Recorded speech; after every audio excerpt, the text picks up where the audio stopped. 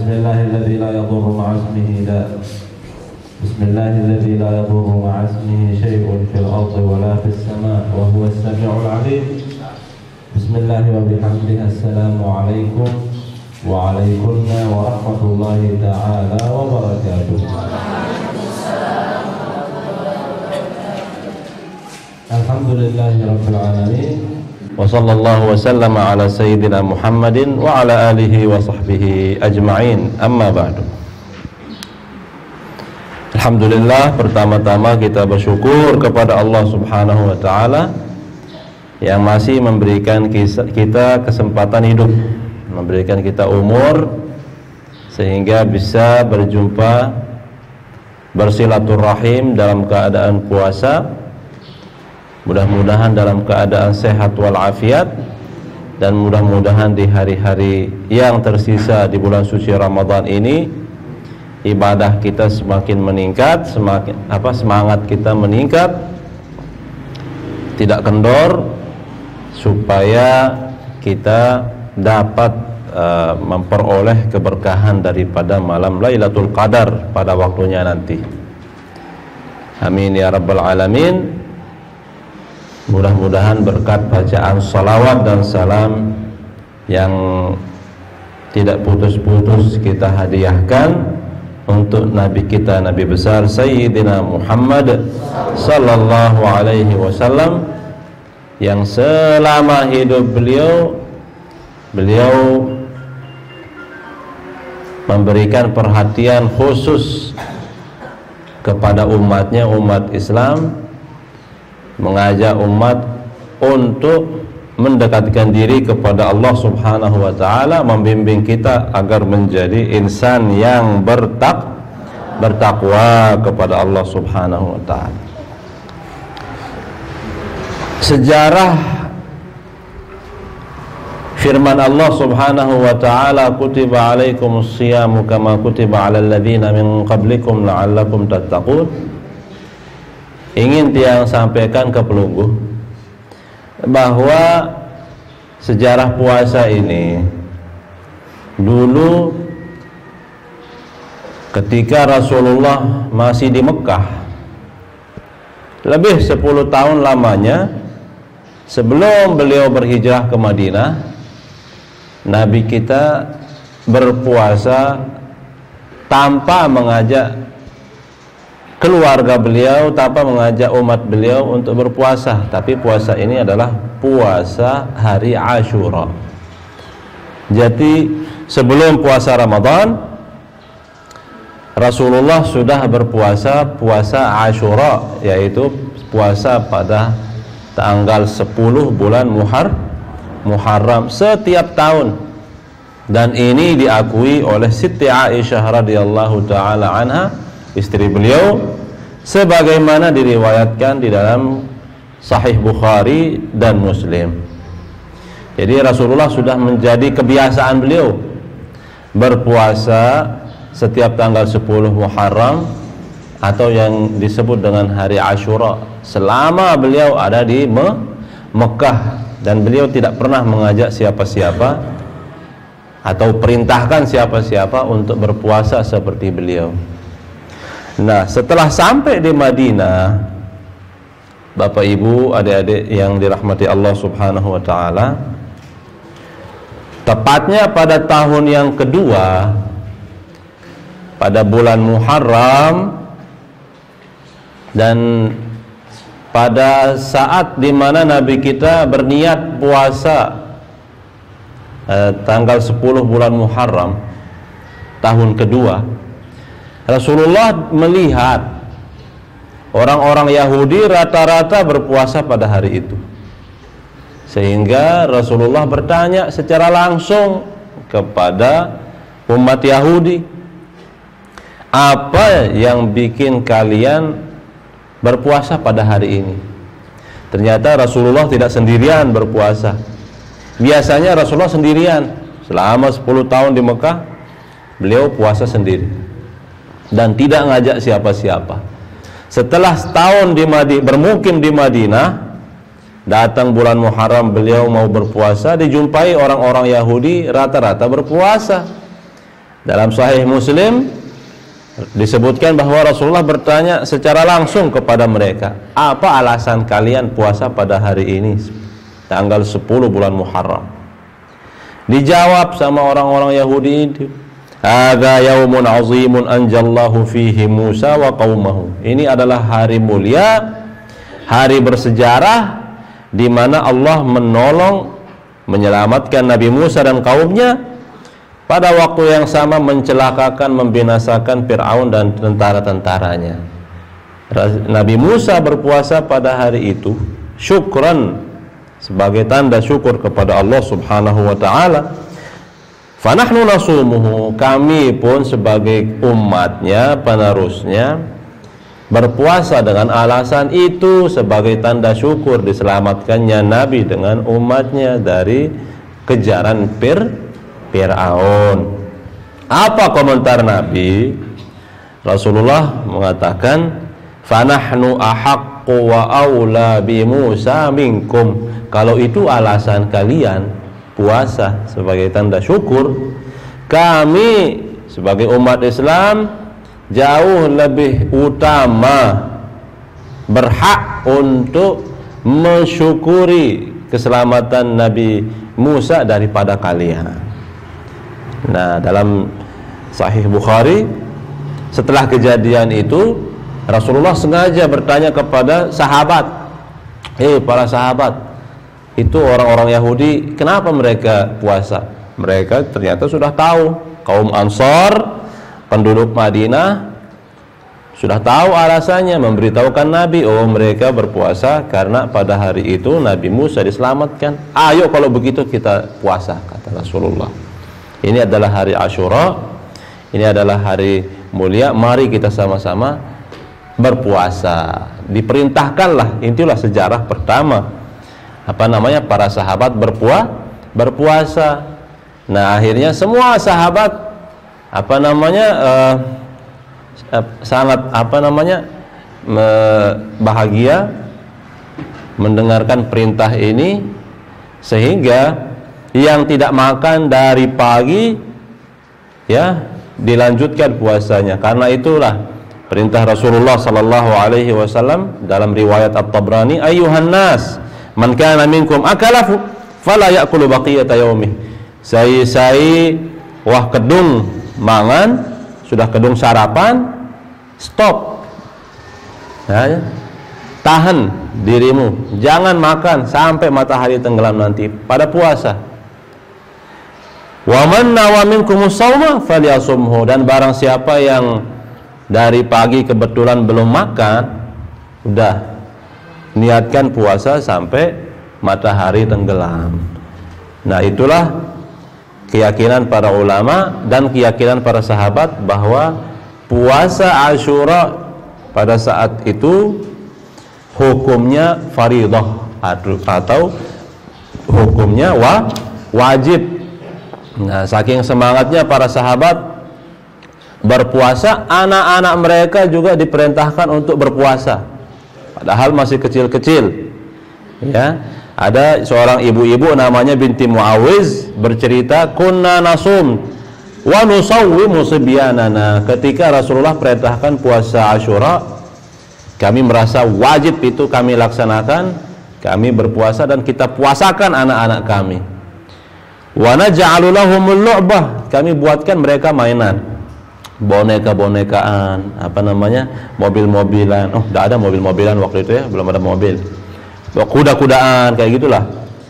Untuk apa? Fa idza bakau 'ala ta'am, kalau anak-anak kami nangis kelaparan, lahainahum biha hatta taghruba syams.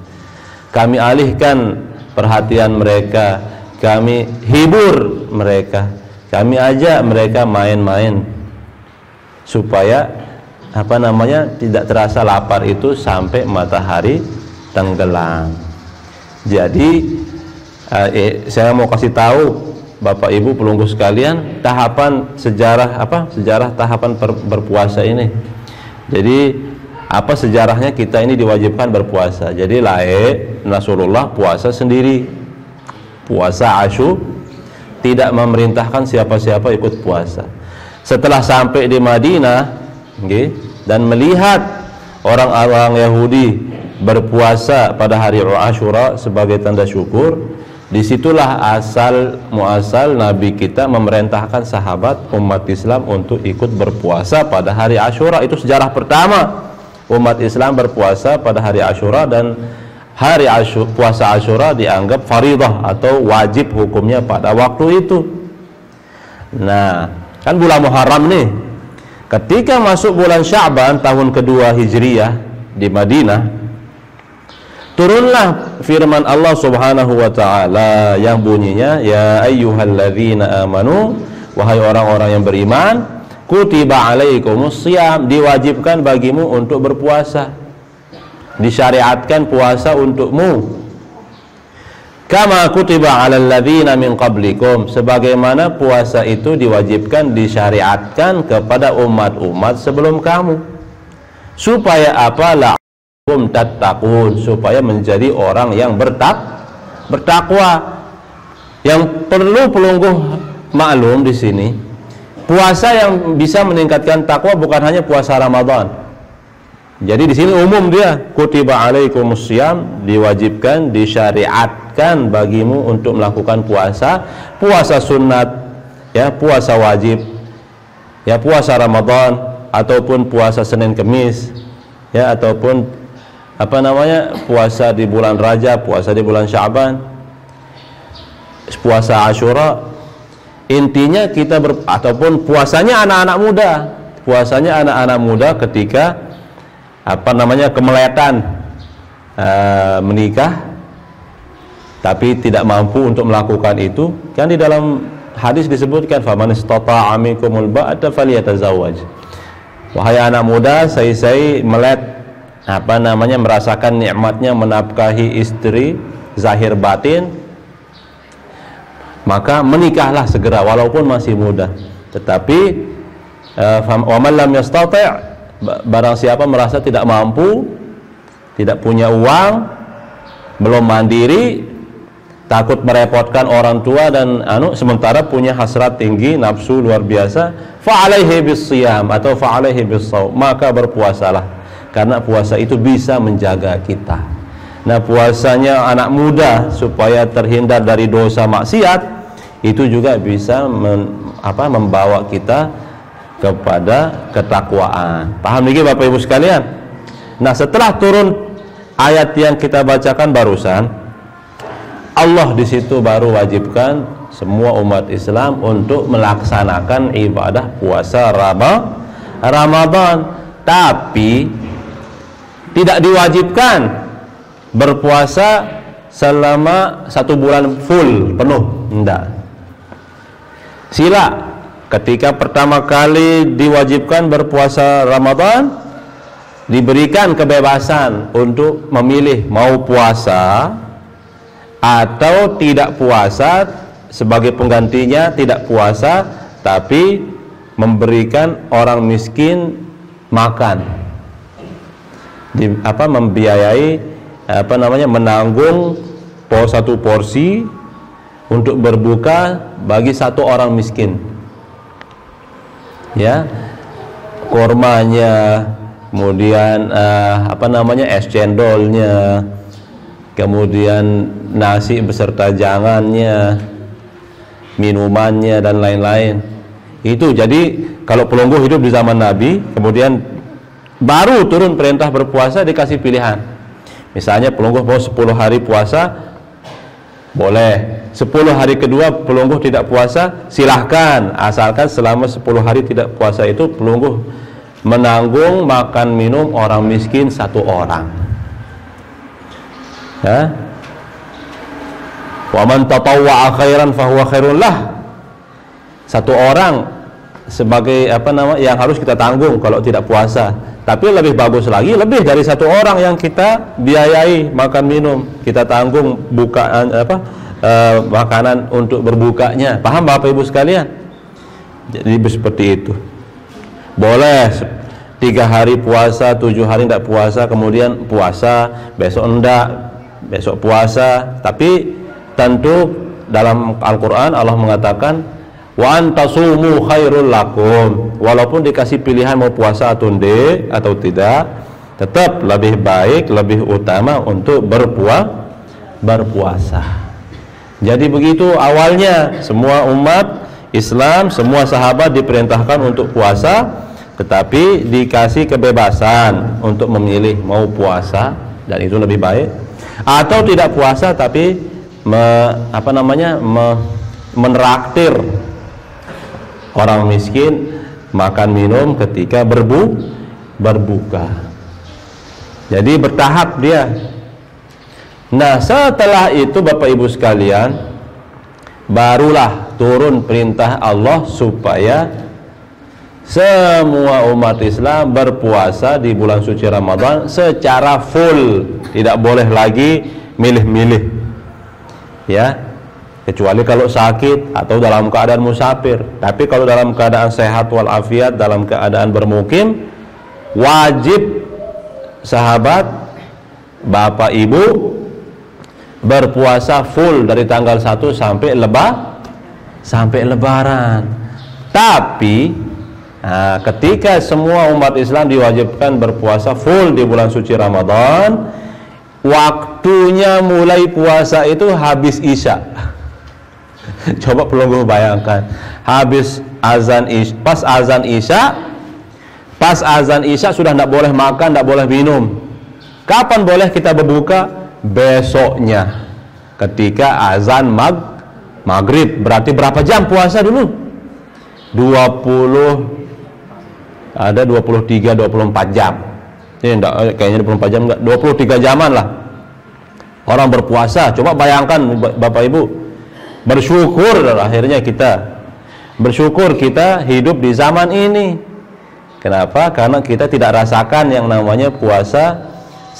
Bayangkan coba, habis Isya mulai puasa, besok pas azan maghrib baru berbuka.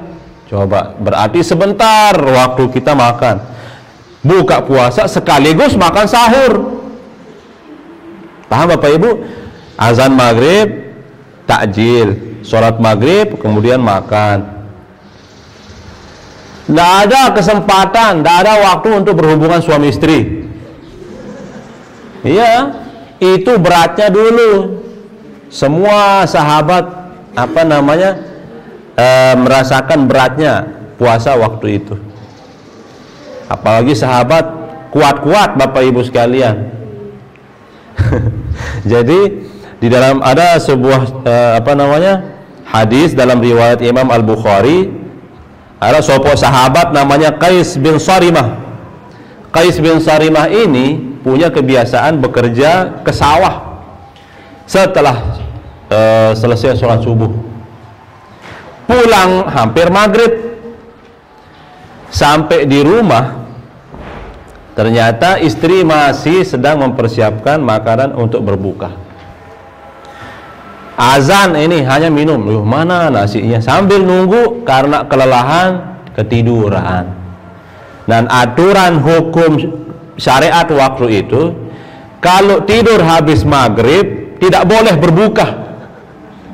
Jadi misalnya habis sholat maghrib nih, habis azan maghrib pelungguh ketiduran, walaupun bangun sebelum azan Isya tidak boleh makan, harus tahan diri, harus imsak, harus berpuasa sampai besok. Nah, itu yang dialami oleh sahabat yang bernama Sayyidina Qais. Lelah pegawaian, pulang-pulang masih istri di dapur sedang bersiap-siap. Karena kelelahan sambil menunggu istri ketiduran. Datang-datang istrinya menjumpai suaminya dalam keadaan tidur. Apa kata istrinya? Khaybatan lak. Artinya, oh, celaka sida suamiku. Ya, sial nasib sida. Sia-sia saya siapkan ini. Walaupun saya bangunkan sida, tidak boleh sida makan. Itu aturan zaman dulu. Akhirnya terpaksa tidak makan sampai menjelang subuh, sampai besoknya. Habis subuh bekerja lagi, pingsan dia saking lemahnya, tidak ada tenaga, leger badannya, ya, gemetar karena tidak makan sama sekali lebih dari 24 jam. Itulah kondisi pertama-tama umat Islam diwajibkan untuk berpuasa, terutama dalam hal berhubungan suami istri. Bapak Ibu, sahabat sebagaimana yang dia sampaikan tadi kan kuat-kuat, tetapi karena antara maghrib dan isya ini waktunya sangat sempit, sehingga terpaksa mereka menghindari hubungan suami istri itu. Mengeluh sampai-sampai Sayyidina Umar ibn Khattab, coba bayangkan, lebih memilih berbuka dengan berhubungan daripada makan. Ya, karena orang dulu kalau berhubungan suami istri itu lebih dari setengah jam, bisa sejam, dan itu kan udah habis waktu maghrib. Jadi seperti itu.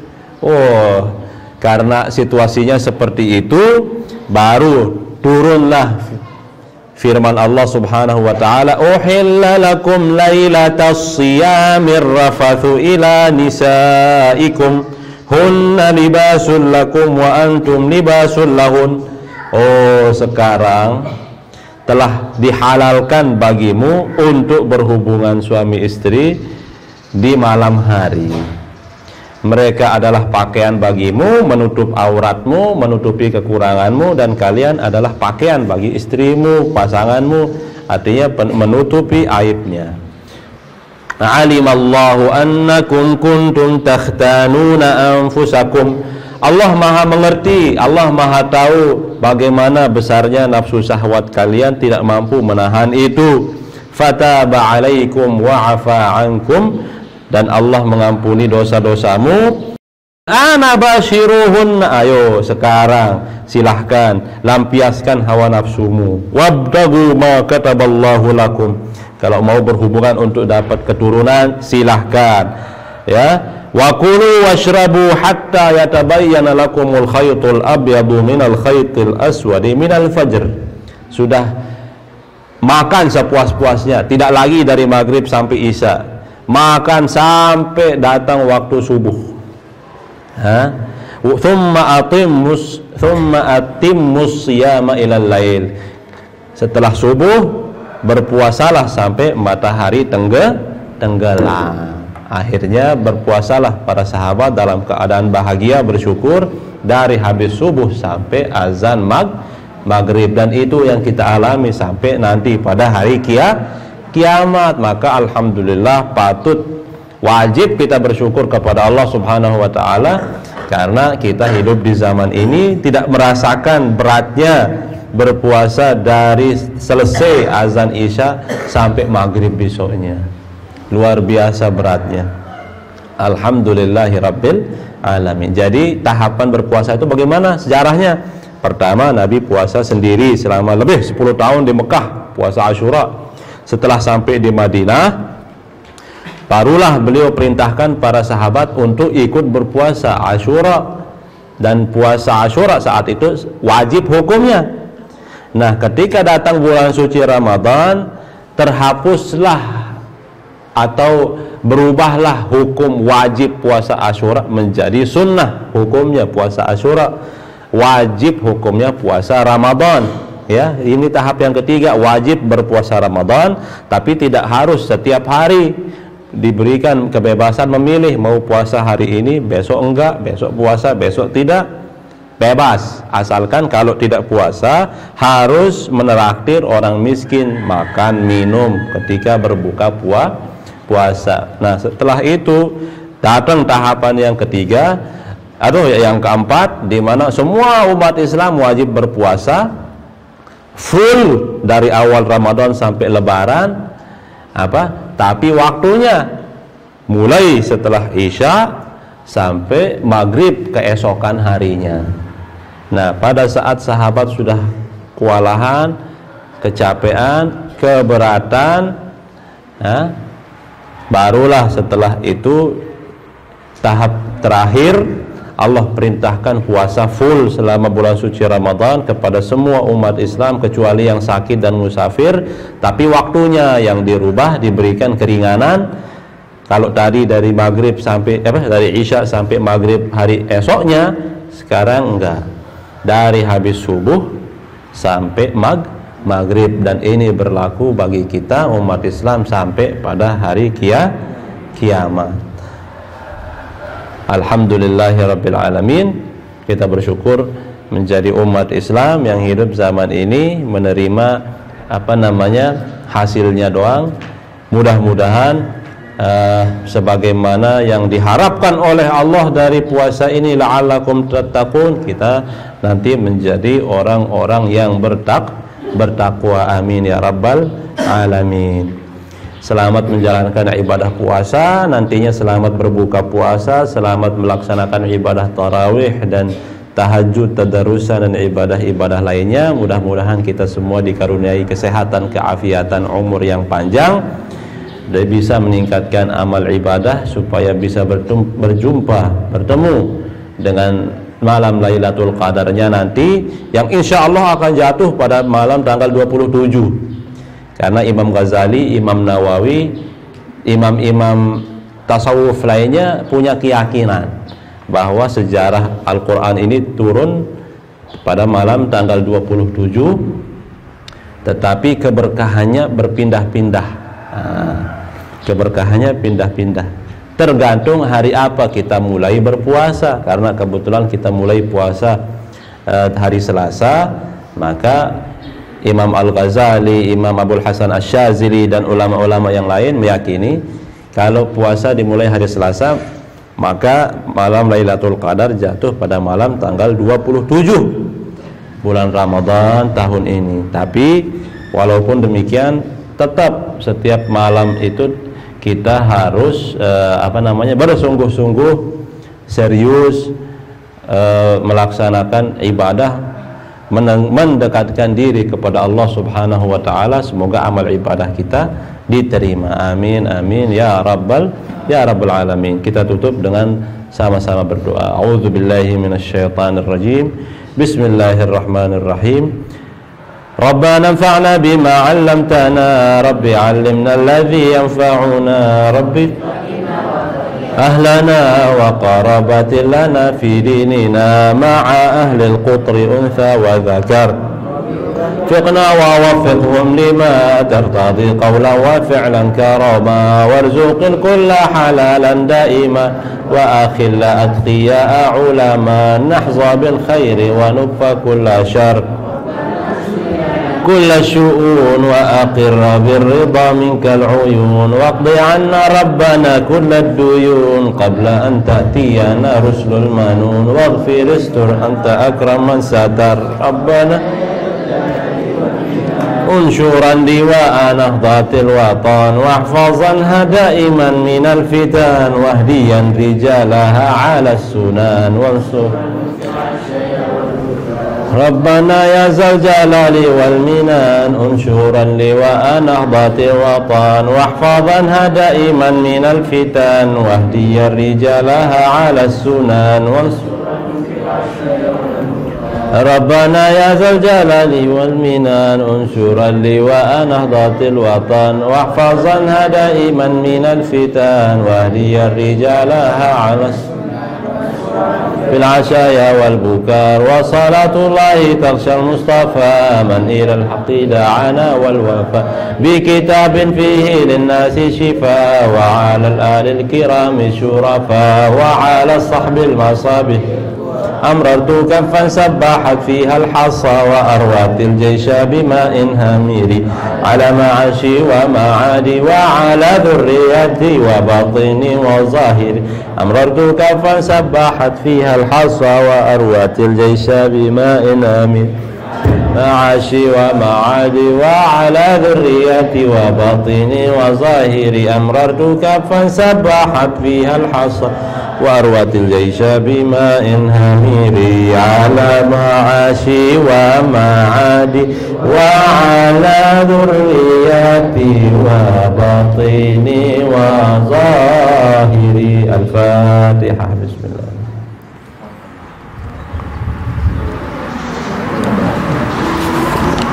والله الموفق والهادي إلى سبيل الرشاد. ثم السلام عليكم ورحمة الله تعالى وبركاته.